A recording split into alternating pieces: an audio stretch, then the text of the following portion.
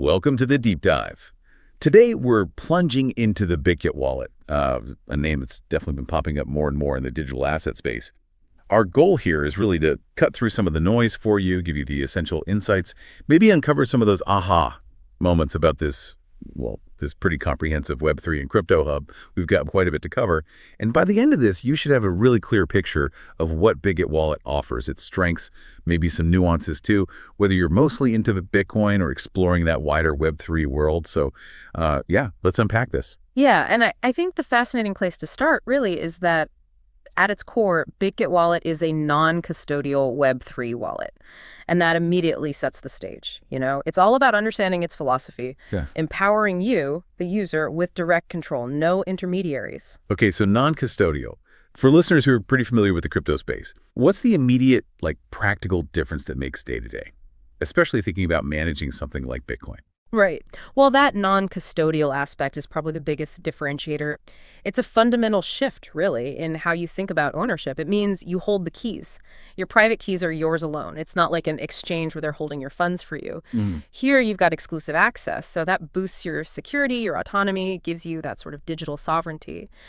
But, and this is key, it comes with responsibility. Your responsibility. That direct ownership. Yeah, that's a huge aha moment for anyone new coming into this space. But for someone maybe more seasoned, what's a subtle advantage of Bitget's particular non-custodial approach? Yeah. Maybe how it ties into DeFi or its security layers, something not immediately obvious. One of the biggest headaches, I think, for anyone holding different types of crypto is juggling all those wallets across different blockchains. It gets messy.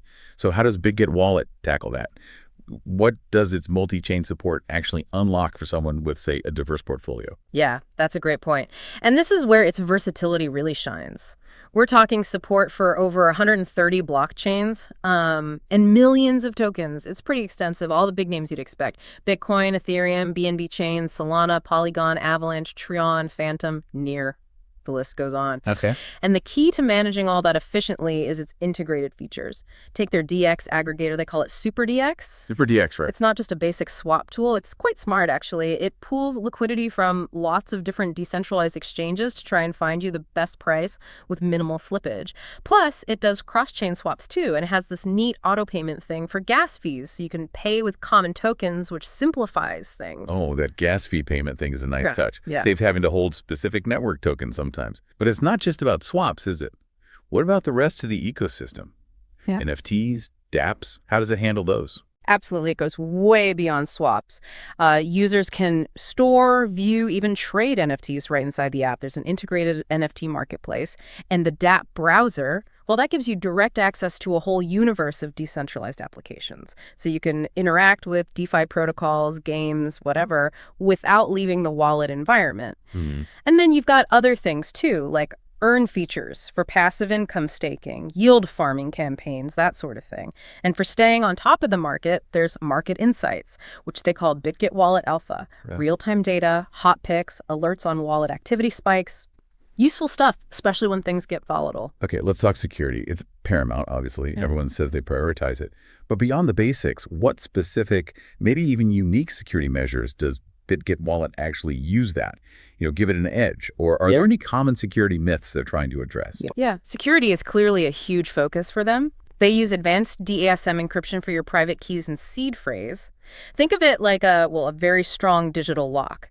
Beyond that baseline, they integrate MEV protection, maximal extractable value protection. Right, MEV, that's important. Crucial. It helps prevent things like front running on your transactions, which can save you money. They also have smart contract verifiers and approval checkers built in.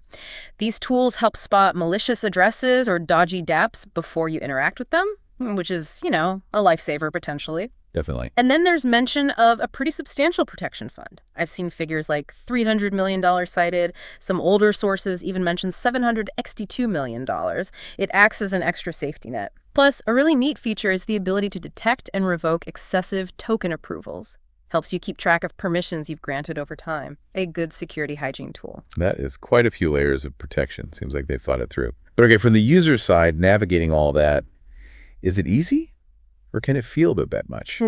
Especially with all those features packed in. That's a fair question. Look, many users do praise the design. They find it intuitive, easy to get around whether you're new or experienced.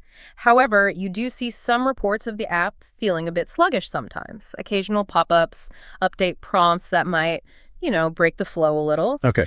And while it is generally user-friendly, I can see how the sheer number of advanced options might feel a tad overwhelming if you're an absolute beginner just starting out.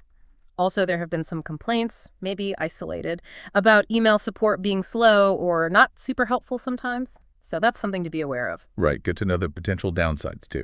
Okay. Okay, let's zero in a bit. For you, the Bitcoin user listening, how well does Bitget Wallet actually work for just managing BTC, especially maybe compared to a wallet that only does Bitcoin? It's actually very well suited, and I'd say it offers some distinct advantages over a Bitcoin-only wallet depending on your needs.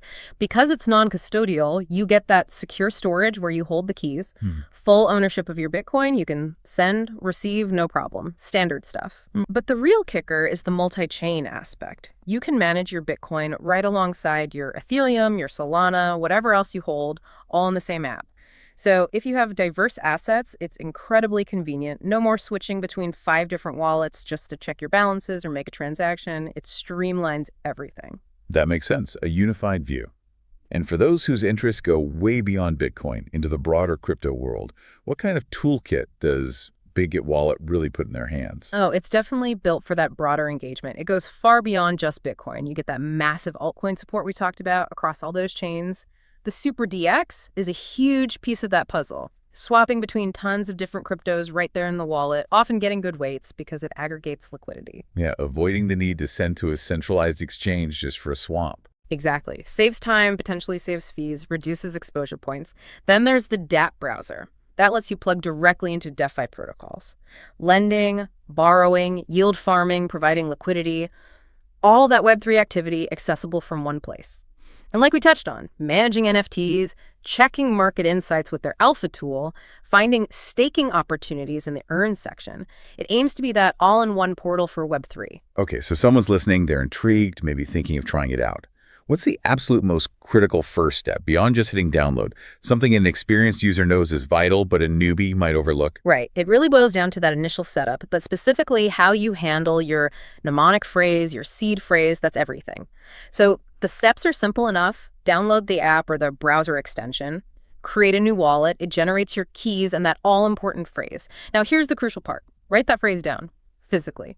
Store it securely offline, maybe even in 2 separate safe places. This phrase is the only way to recover your funds if you lose your phone or computer. Cannot stress that enough. Absolutely. Or you can import an existing wallet with its phrase. Then you set up your password, PIM, biometrics, the everyday security, but safeguarding that seed phrase from day one, paramount. Okay, got it set up, seed phrases locked away safely. How easy is it then to actually get crypto in or out? And maybe one quick tip to avoid common mistakes. Pretty straightforward, actually. To receive funds, you just navigate to the receive section, pick your coin, say Bitcoin.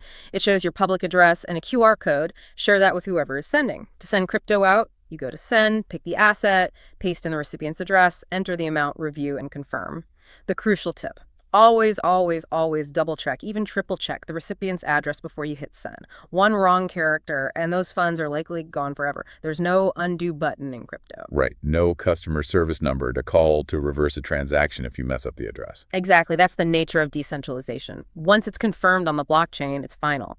So double checking addresses is non-negotiable. After that, yeah, you can dive into swap, dApps, NFTs, earn, all within the app. And that just perfectly highlights the core idea, doesn't it? That ultimate responsibility that comes with non-custodial wallets. Precisely. Keep that mnemonic phrase secret. Keep it safe. Never share it. Be super vigilant about phishing scams asking for it. Never click suspicious links promising airdrops if they ask for your phrase. Because Bitget Wallet is non-custodial, they don't have your keys. They cannot help you recover funds if you lose that phrase. It's all on you. That's the trade-off. Ultimate control means ultimate responsibility. And honestly, that's something every user needs to fully understand and embrace to really benefit from self-custody. We have definitely covered a lot of ground today in this deep dive on Bitget Wallet. It's clearly a very feature-packed, multi-chain, non-custodial option. Seems highly regarded for its broad Web3 capabilities, including, solid support for Bitcoin, Bitcoin alongside that huge range of other cryptos? Yeah, zooming out, I think the significance is how it positions itself as this potential all-in-one solution, a single gateway to navigate the often complex decentralized world. Sure, there might be minor reports on performance here and there or support queries, but its real strength seems to be empowering the user, giving you direct control and a really broad set of tools for Web3 interaction, all condensed into one interface. So, wrapping up, what does this all mean for you, the listener? Given this combination of, well, powerful features, but also that inherent user responsibility that comes with non-custodial wallets, how might tools like Bitget Wallet change the way you think about interacting with your digital assets with the evolving Web3 landscape? What new opportunities or maybe even challenges does this level of direct control and these integrated features present for your own financial path and how you approach digital security? Something to think about.